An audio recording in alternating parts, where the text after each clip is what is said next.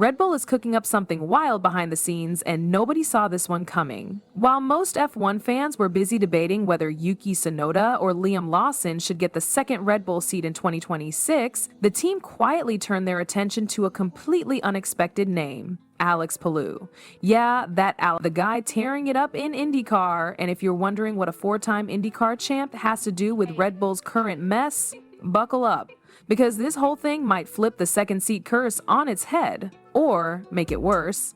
Let's start with the basics. Red Bull has a major headache. That second seat next to Max Verstappen has turned into the most cursed job in Formula One. Everyone who steps into it, Gasly, Albon, Perez, has ended up underperforming or being chewed up by the pressure. The car is designed for Max driving style, and that's made adapting to it a nightmare for everyone else. It's not about talent anymore, it's about surviving the environment. So Red Bull started thinking outside the box. No more recycled F1 names. No more half-hearted junior promotions. They wanted something fresh, someone elite, and most importantly, someone fearless. Enter Alex Palou.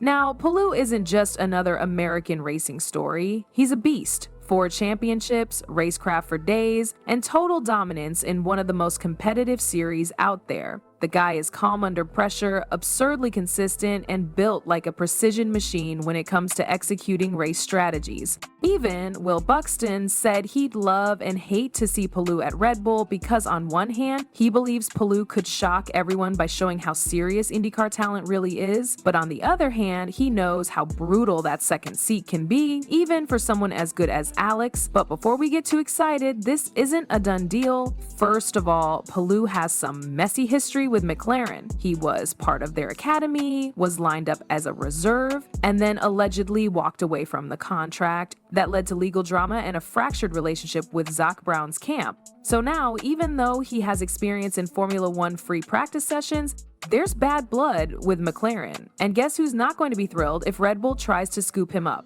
Yeah, McLaren. See, it would be the ultimate reverse Piastri moment, and they'll definitely put up a fight. That's not the only obstacle. Palou currently races for Chip Ganassi Racing in IndyCar, and if he wants to switch to F1, he might need to pay or negotiate out of a pretty massive release fee. We're talking serious money, and Red Bull will have to ask themselves a tough question. Is Palou worth the cost, the potential legal mess, and the risk of stepping into a Formula One environment that's totally different from what he's used to? Well, he does have the points for a super license, that's not an issue, and other teams like Williams under James Vowles have already expressed interest in him before, so clearly, the F1 paddock knows he's got the juice. But here's the kicker. Paulo recently said in interviews that he's no longer chasing fame, he just wants to win races and stay focused. That doesn't exactly scream bring on the Verstappen war, and yet when you get a call from Formula One, when Red Bull knocks on your door, you'd be crazy not to at least consider it, because this isn't just any seat, it's that seat, the one next to Max, the one everyone talks about. And if Palou really is as good as his record says he is, maybe, just maybe, he could be the one to break the curse, or maybe he'll be the next victim. Either way, Red Bull is playing a bold hand here, and things are about to get interesting. Yuki Tsunoda's future at Red Bull is hanging by a thread, and the whispers are growing louder with every race weekend. While some believe the team has already mentally moved on, others insist there's still hope left in the tank. But if Red Bull is really looking to bring in Alex Palou, that says more about their confidence in Tsunoda than any statement Helmut Marko or Laurent Mekies can offer in a press conference.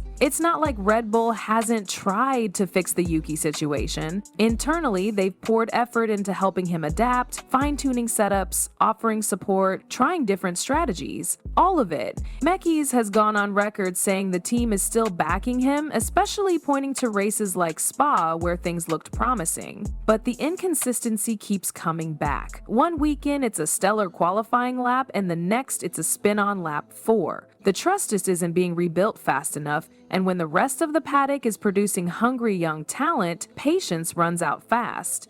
And that's where things get even more complicated. Because Red Bull doesn't just have a current driver issue, they have a logjam of young talent waiting for a shot. Liam Lawson, for example, has been biding his time. He stepped in last season when Ricciardo was injured and didn't just survive, he scored points in 3 of 5 races, including a standout P6 in Austria. That's no small feat in a car that's usually fighting in the midfield at best. A lot of insiders believe Lawson deserves another chance, and now that the team is under new leadership, that kind of promotion is back on the table. Then there's Isaac Hadjar. The guy has quietly climbed the ladder this season and now sits as the highest-rated Red Bull Academy driver not named Max Verstappen. That's a statement. From a rocky start in Australia to dominating form by mid-season, Hadjar's progression has been impressive. It's clear he's not just another junior talent, he's someone the team is seriously watching, and if Red Bull's long-term plans involve rebuilding or restructuring after 2026, they might favor investing in younger drivers who can grow with the team instead of big outside signings.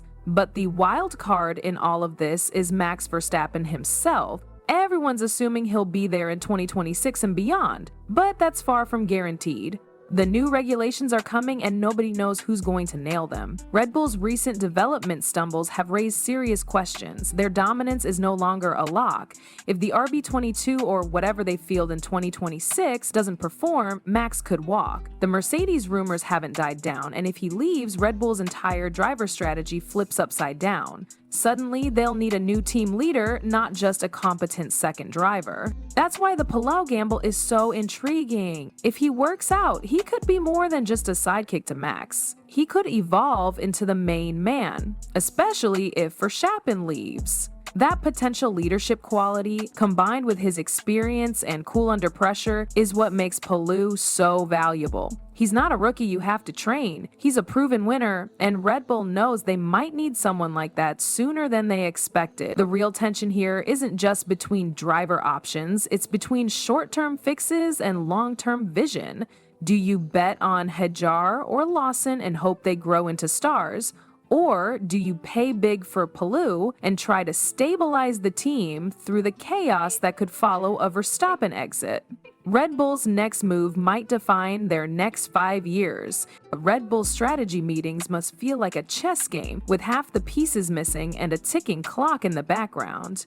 With Palou, Lawson, Hadjar, and Tsunoda all circling the same seat, the team faces a decision that's as much about risk management as it is about raw talent. And unlike previous years, where Helmut Marko called the shots with a heavy hand, the current leadership structure is more nuanced, more corporate, and a lot more cautious about making the wrong call. They can't afford to get this wrong again. Not after the Perez experiment, which brought podiums, but also headaches. Not after burning through young drivers before they had time to grow. That second seat used to be a fast track to stardom. Now it's a graveyard of potential. So for Red Bull, the priority is no longer just speed or talent. It's about stability, adaptability, and fit. Palou offers all three, but at a price. Financially, he'll cost more than a rookie. Getting him out of Chip Ganassi Racing could come with a hefty release clause. Then there's the legal overhang from the McLaren situation, which hasn't been fully resolved. That's a lot of mess to clean up before he even sets foot in an F1 paddock full time. And the team knows it, but they also know they're not going to find a perfect candidate. It's about choosing the best imperfect option. From a performance standpoint, Palou's case is strong. He doesn't crack under pressure, doesn't get caught up in the media circus, and doesn't rely on car superiority to win. He's won races in mixed conditions, on street circuits, ovals, road courses, you name it. That versatility could translate well in Formula One,